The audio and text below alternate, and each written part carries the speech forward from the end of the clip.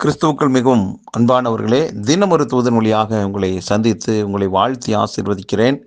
இந்த நாளிலே உபாகமம் 22:9 உன் திராட்ச தோட்டத்திலே பற்பல விதமான விதையை விதைக்காயாக. இப்படி செய்தால் நீ விதைத்தவைகளின் பயிரையும் திராட்சத் தோட்டத்தின் பலனையும் தீட்டுப்படுத்துவாய் என்று ஆண்டவருடைய வார்த்தை சொல்லுகிறது. அப்போது ஒரு தோட்டத்தில் விதைகளை விதைக்கக்கூடியவங்க ஒரே வகையான விதையைத்தான் விதைக்க வேண்டும். நெல்லை விதைத்தால் நெல்லை மட்டும்தான். வேறு ஏதாவது ஒரு கம்பை நாம் விதைக்கிறோன்னா அதை மட்டும்தான் விதைக்கணும். ரெண்டையும் கலப்படமாக அந்த இடத்துல விதைக்கக்கூடாதாம். அப்படி விதைக்கிறது என்ன ஆகுதான், அந்த பயிரையும் திராட்சை தோட்டத்தின் பலனையும் தீட்டுப்படுத்தக்கூடியதான ஒரு நிலையாம். இதை ஆண்டவர் வெறுக்கிறார். இன்றைக்கும் அருமையானவர்களே, கர்த்தர் நம்மோடு பேசுகிற ஒரு வார்த்தை என்னென்னா, விதை என்பது கர்த்தருடைய வார்த்தை. அப்போது நாம் கர்த்தருடைய வார்த்தையை நாம் விசுவாசிக்கிறோம்.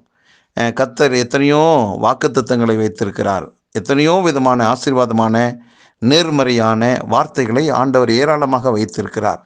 அப்போ நாம் எல்லாருமே விசுவாசிகள், கர்த்தருடைய வார்த்தையை விசுவாசிக்கக்கூடியவர்கள். ஆகவே நம்முடைய வாயில இருந்து புறப்படக்கூடிய வார்த்தை எப்படிப்பட்டதாக இருக்கணும்?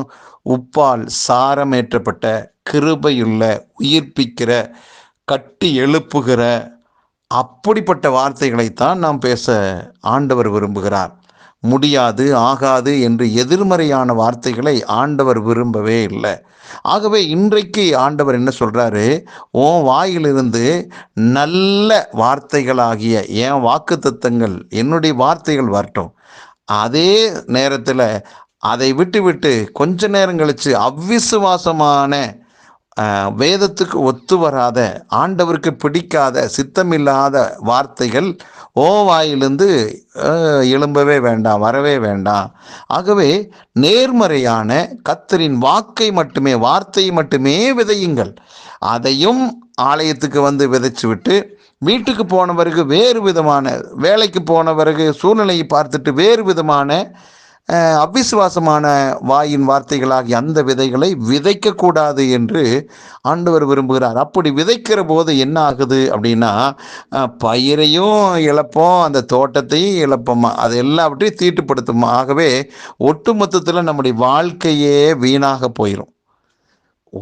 அதாவது நம்ம வாயிலிருந்து நல்ல ஊற்று தான் வருது, தித்திப்பான ஊற்று தான் வருது. கசப்பான ஊற்று ரெண்டுமே கலந்து ஒரு ஊற்றில் வருமா தண்ணி? வராது, வரக்கூடாது. அது இயற்கைக்கு அப்பாற்பட்ட விஷயம். ஆகவே ஜீவனுள்ள வார்த்தையை உடைய நீங்களும் நானும், வார்த்தையினால் பிறந்திருக்கிற நீங்களும் நானும் நம்முடைய வாயிலே கர்த்தரின் வார்த்தையை மட்டுமே பேசுவோம். அது விசுவாசத்தை கட்டி எழுப்பக்கூடிய வார்த்தை. ஆகவே இரண்டு வார்த்தைகளையும், அவ்விசுவாசமான வார்த்தைகளையும் விசுவாசமான வார்த்தைகளையும் இரண்டையும் நேரத்துக்கு ஏற்றபடி கலந்து பேசணும்னா நம்முடைய ஆவிக்குரிய வாழ்க்கையில் வெற்றியை காண முடியாது. நீங்கள் எடுத்த எந்த துறையிலையும் அந்த ஆசீர்வாதங்களை அனுபவிக்க முடியாது. ஆகவே அன்பானவர்களே, ஆண்டவர் கொடுத்த நல்ல வாக்கு தத்தங்களை, உங்களுக்கென்று கர்த்தர் பிரத்யட்சமாய் பேசின வார்த்தைகளை அழகாக அறிக்கையிடுங்கள், பேசுங்கள், தியானியுங்கள். அதை தவிர்த்து விட்டு பிசாசும் உலகமும் மாமிசமும் மற்ற மனிதர்களும் அவ்விசுவாசிகளும் சொல்லக்கூடிய அந்த அவ்விசுவாசமான வார்த்தைகளை தயவு செஞ்சு உங்கள் வாயிலிருந்து வரவே வேண்டாம். அது அருவருப்பான வார்த்தைகள், அது கெட்ட வார்த்தைகள். அந்த வார்த்தைகளை விதைக்க வேண்டாம். அப்படி விதைச்சிட்டோம்னா எதிர்மறையான வாழ்க்கை அமைஞ்சிடும். ஆகவே நல்ல நேர்த்தியான ஆசீர்வாதமான வார்த்தைகளை அனுதினமும் பேசுவோம், ஆசீர்வாதங்களை அனுபவிப்போம், அள்ளி செல்வோம்.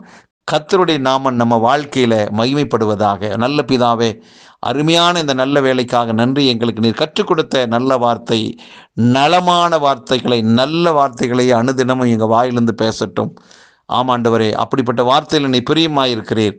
அதன் மூலமாக பல நன்மைகளை நாங்கள் பெற்றுக்கொள்கிறோம்.